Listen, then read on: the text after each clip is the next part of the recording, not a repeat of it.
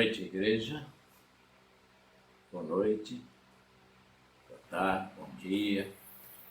Você já sabe o esquema, dependendo do horário que vocês estejam assistindo.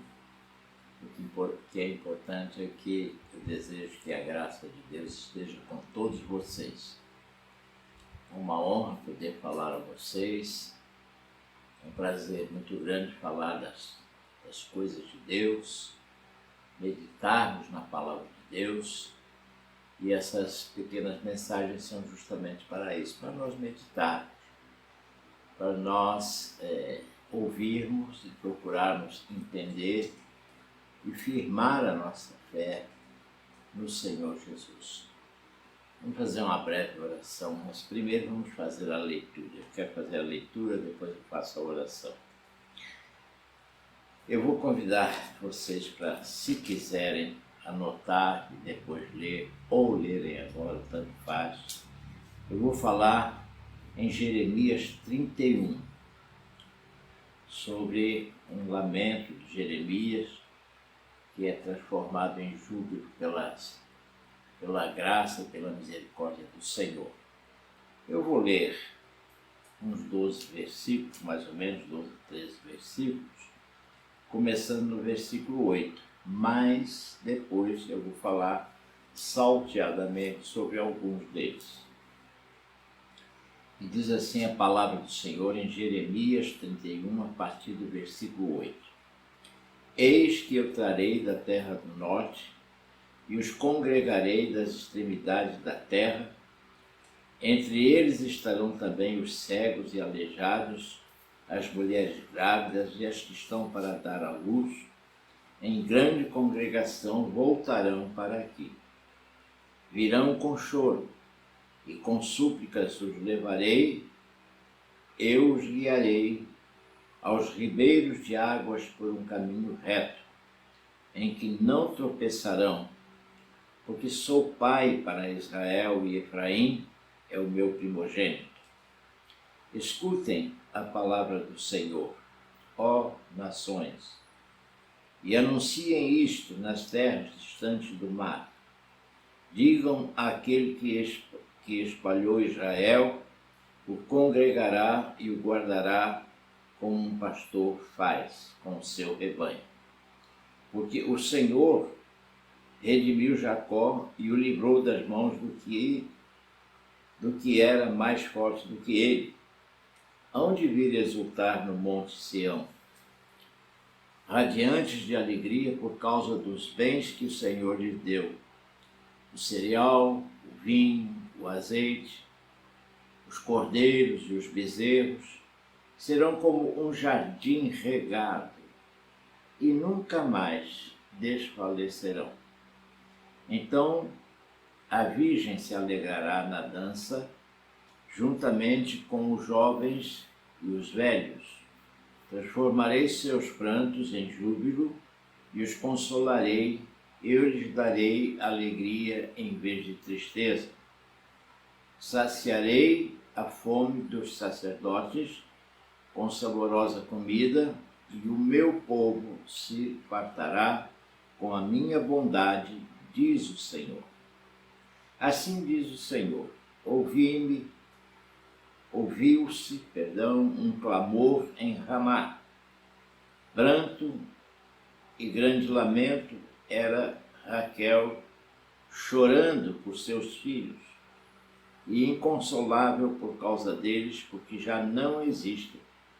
Assim diz o Senhor: reprima a sua voz do choro e enxugue as lágrimas dos seus olhos, porque o seu trabalho será recompensado, diz o Senhor, pois os seus filhos voltarão da terra do inimigo.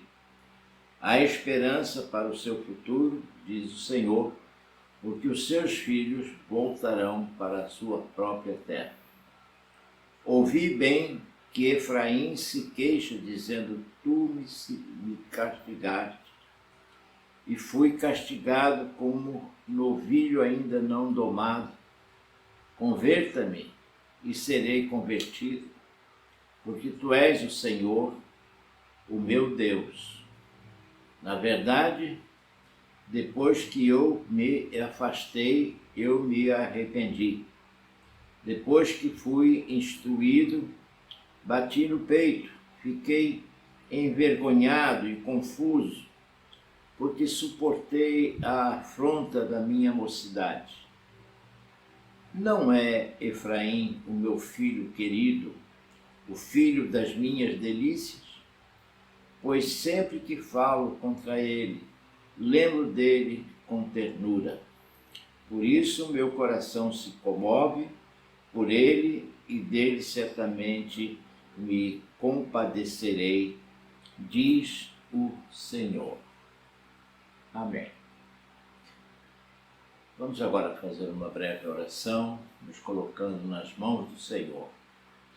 Querido Deus e amado Pai, mais uma vez, Senhor, no dia de hoje, nós nos voltamos a Ti em oração para Te adorar, Te louvar, Te bendizer e, acima de tudo, Te agradecer.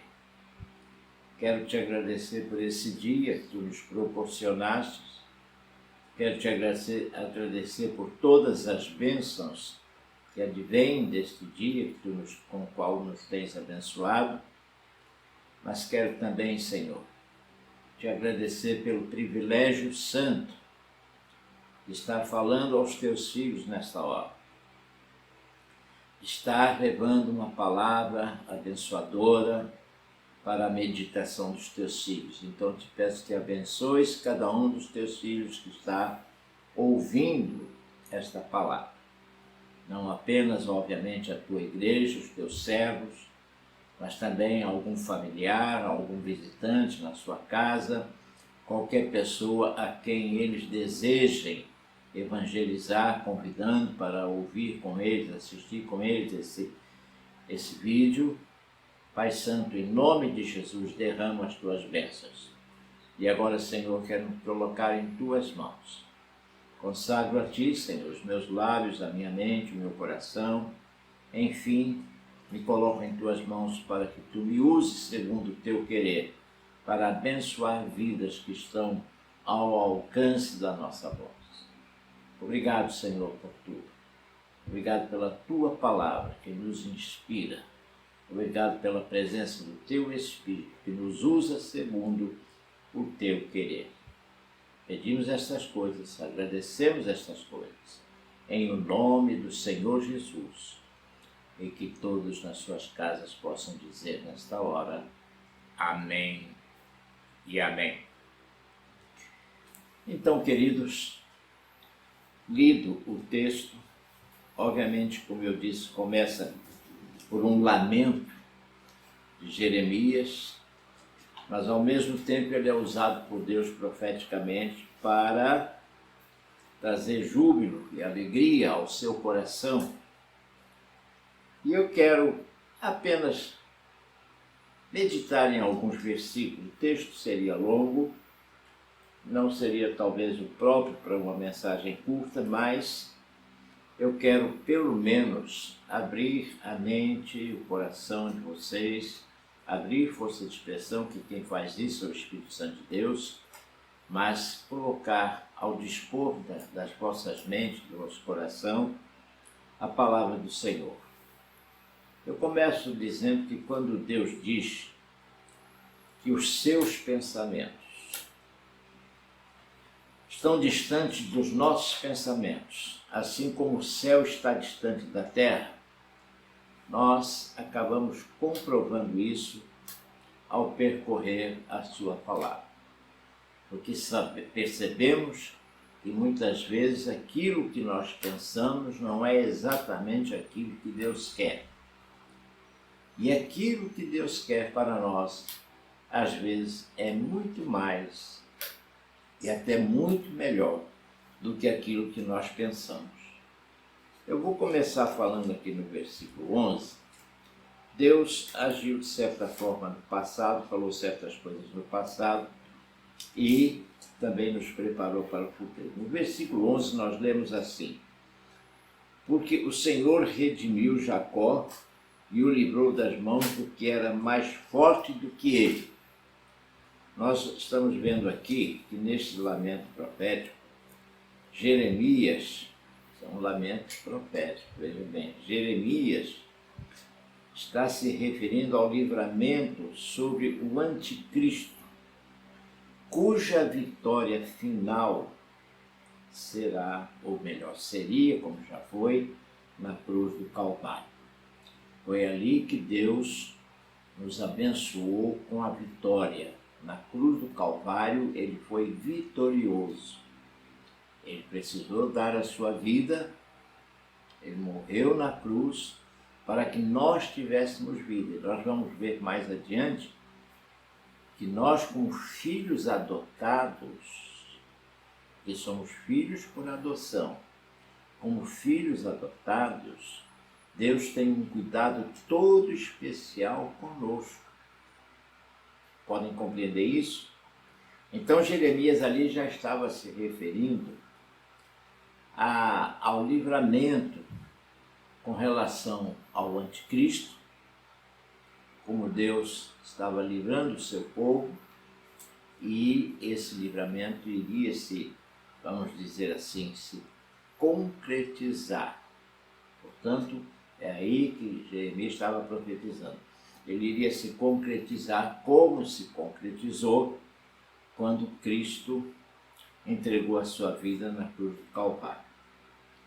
Já no versículo 20, nós lemos este versículo assim: não é Efraim o meu querido filho das minhas delícias? Pois sempre que falo contra ele, lembro dele com ternura. Por isso o meu coração se comove por ele, e dele certamente me compadecerei, diz o Senhor. Veja um detalhe importante para que você possa compreender esse versículo. Quem era Efraim? Efraim, assim como Manassés, não eram filhos de Jacó, eram filhos de José lá do Egito, que Jacó os adotou como filhos. Não apenas os adotou, mas os colocou em terras e como, vamos dizer assim, como titulares, como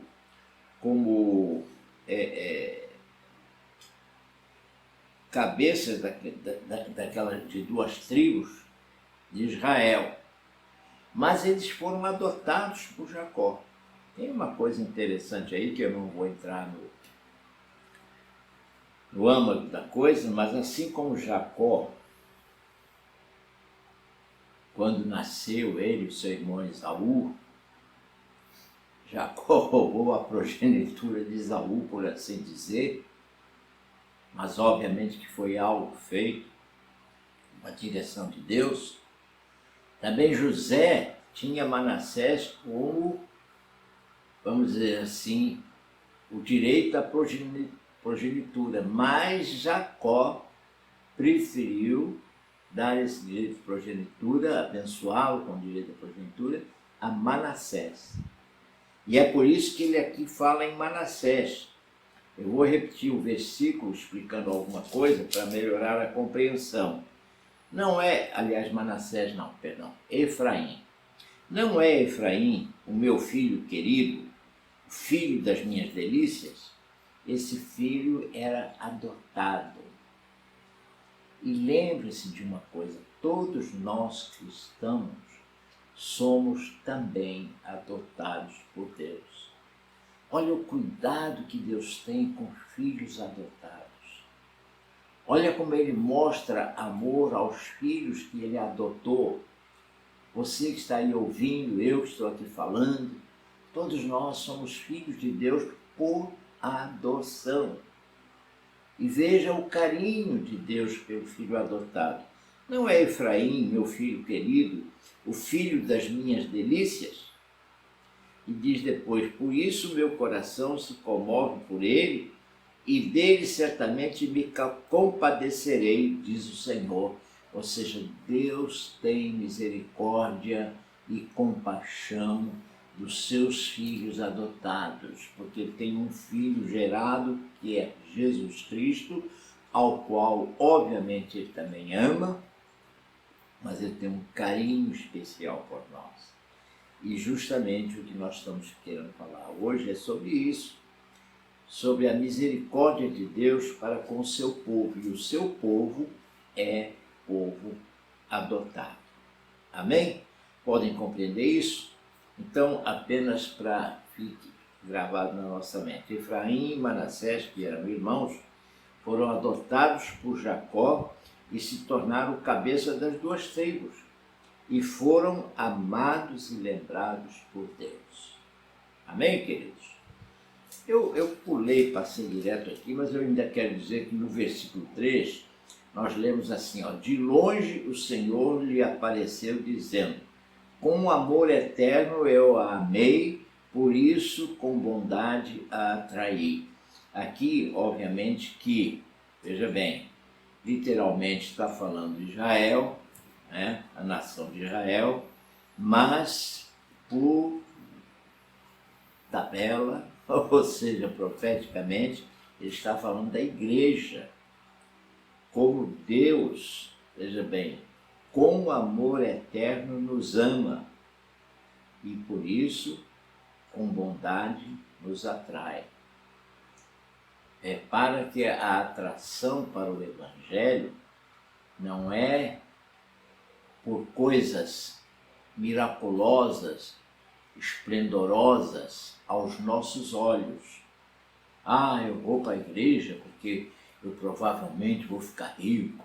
Eu vou para a igreja porque eu vou encontrar uma esposa bonita ou um marido feio, porque é sempre assim, mulher bonita com homem feio que dá certo.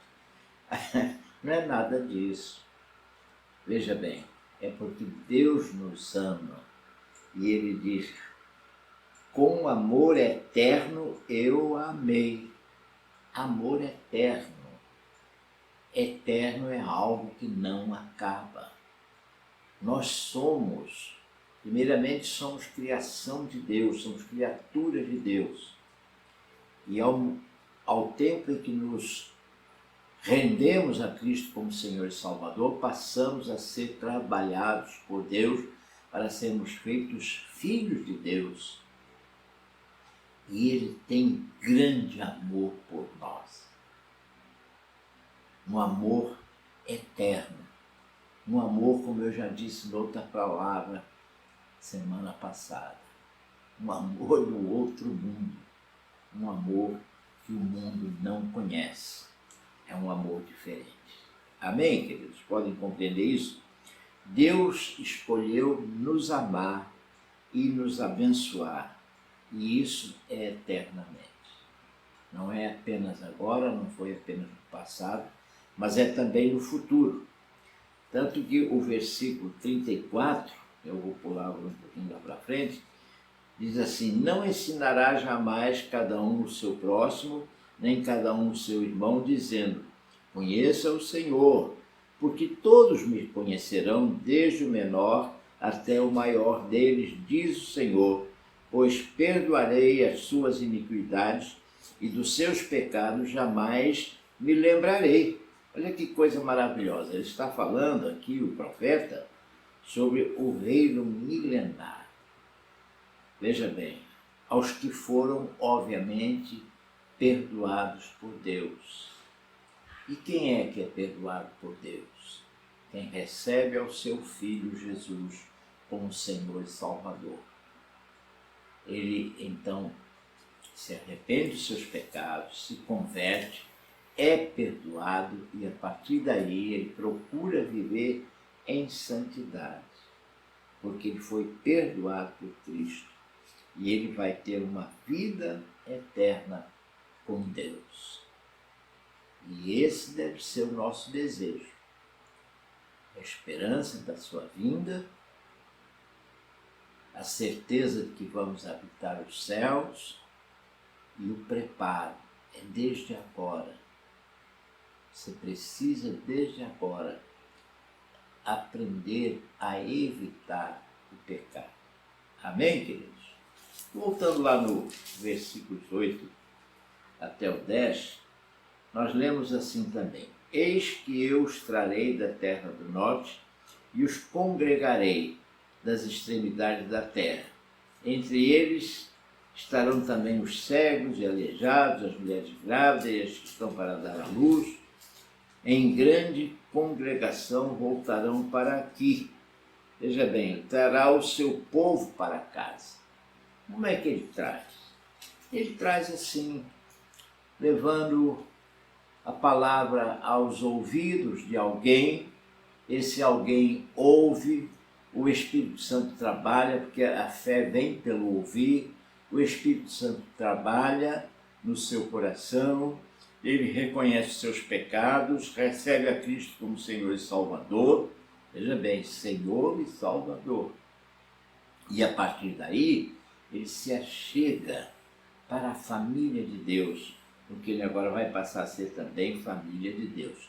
E é nesse sentido que o profeta diz sobre Deus: eu os trarei da terra do norte e os congregarei da extremidade da terra.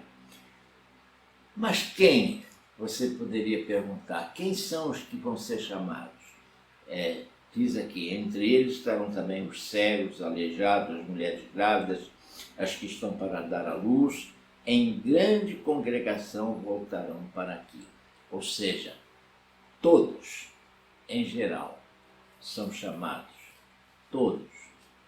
Obviamente que agora vão ou não amadurecer na fé. Depende de cada um. E obviamente esse que deseja, ele vai recorrer em oração a Deus, pedindo a ajuda do Espírito Santo na sua santificação. O versículo 9 diz assim: virão com choro e com súplicas os levarei. Veja bem, virão com choro e com súplicas os levarei. Veja, quem está suplicando aqui não é Deus, são as pessoas. Nós é que temos que suplicar ao Senhor, porque quem precisa da salvação somos nós.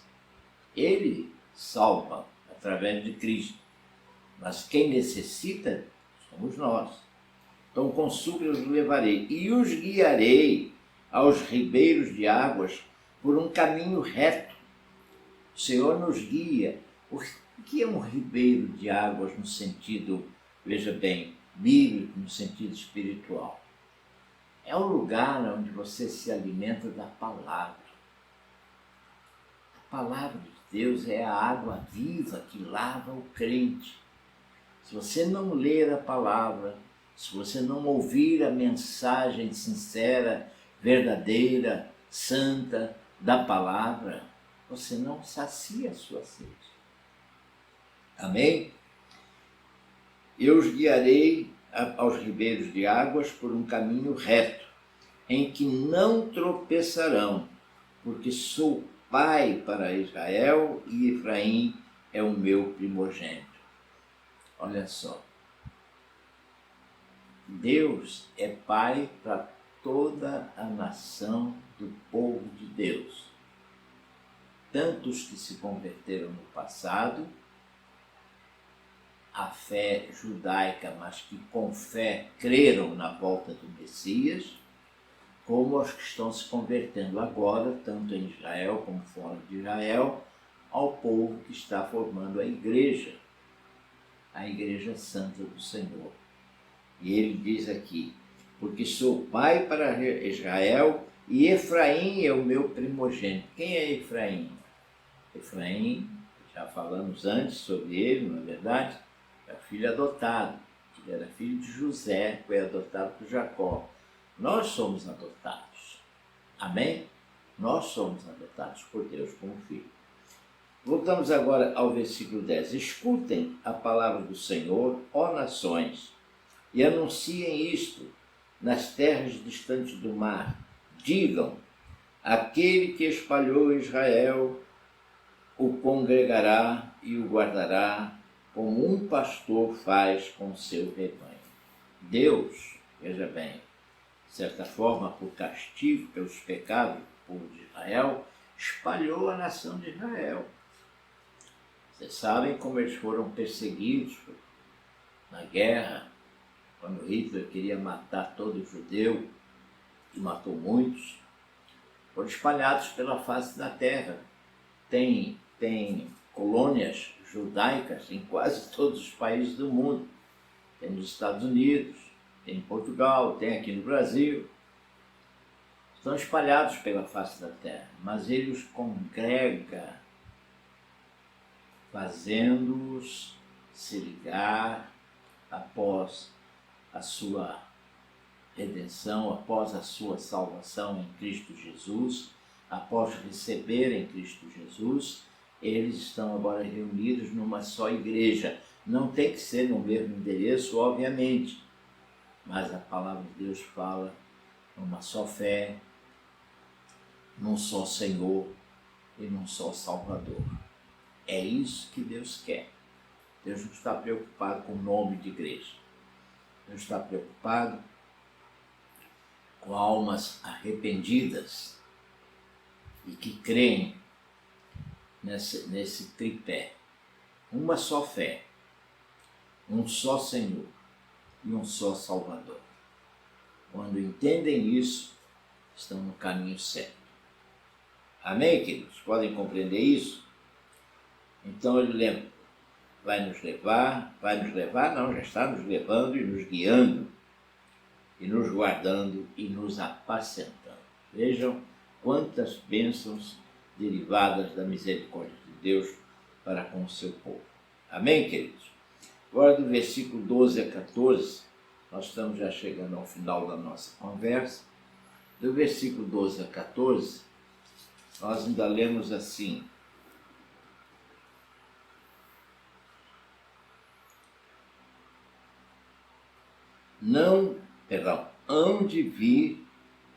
hão de vir e exultar no nome de Sião, radiantes de alegria por causa dos bens que o Senhor lhes deu, o cereal, o vinho, o azeite, os cordeiros, os bezerros, serão como um jardim regado e nunca mais desfalecerão. Veja como Deus cuida do seu povo, volto a dizer isso. Nos alimentando, cuidando de nós. Claro que os nomes usados aqui sobre o que Ele quer nos dar, o vinho, o azeite, o cereal, bezerros, cordeiros, etc., isso é tudo simbólico, querendo dizer o seguinte, que nós não passamos fome. Aquele que está em Cristo, aquele que tem comunhão com Deus, não passa fome. Por quê? Porque o Senhor supre as nossas necessidades. E ele diz aqui assim: então a virgem se alegrará na dança, juntamente com os jovens e os velhos.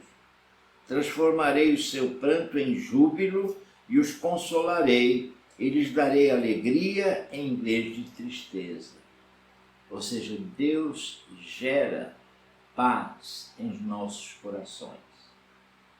Não importa o que está acontecendo no mundo. Até porque nós, espiritualmente falando, já não somos deste mundo. Nosso mundo é outro. Nosso lugar é no céu. A nossa vida será eterna. É eterna. Então, veja bem, não temos que nos importar com essas coisas. Temos mais é que nos alegrar. Mesmo porque temos um Deus que se preocupa e cuida de nós.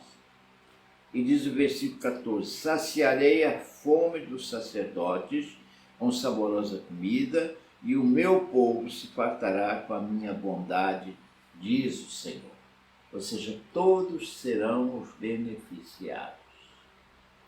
Todos, desde que com justiça, desde que com honestidade, com seriedade, com santidade acima de tudo.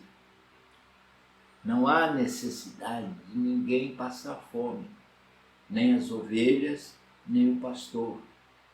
Todos serão cuidados, todos estão sendo cuidados de uma forma ou de outra, obviamente, pelo seu Senhor, pelo sumo pastor. Deus promete todas essas bênçãos e as nos tem dado. E para terminar, o versículo 28, ainda diz assim: como os vigiei para arrancar, para derrubar, para subverter, para destruir e para afligir, assim os vigiarei para edificar e para plantar, diz o Senhor. Em tempos, vejam bem, em tempos de rebeldia do povo de Deus, Deus pesou a mão. Deus pesa a mão sobre os rebeldes.